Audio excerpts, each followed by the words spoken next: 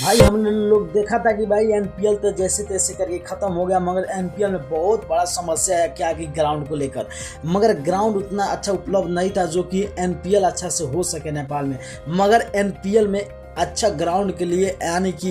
जो हमारे देश के प्रधानमंत्री केपी ओली ने भी बैठक करके बोला है कि देखो सबसे पहले हम ग्राउंड बनाएंगे भाई नेपाल में, क्योंकि ग्राउंड के लिए कोई भी ऐसा मैच नहीं था जो कि अच्छा हम लोग के पास ग्राउंड था उसमें अच्छा एनपीएल हो सके। यानी कि पूरा टोटल एनपीएल एक ही ग्राउंड में हुआ, मगर उस सब के देखते हुए केपी ओली ने गजब का खुलासा किया। और मैं बता दूं कि केपी ओली ने बोला है कि मैं 1 अरब 20 करोड़ का इन्वेस्ट करने वाला हूं भाई ग्राउंड के लिए, सिर्फ ग्राउंड के लिए 1 अरब 20 करोड़ का। आप लोग सोच सकते हैं कितना बड़ा रकम होता है भाई, उतना बड़ा रकम यानी कि इन्वेस्ट करने जा रहा है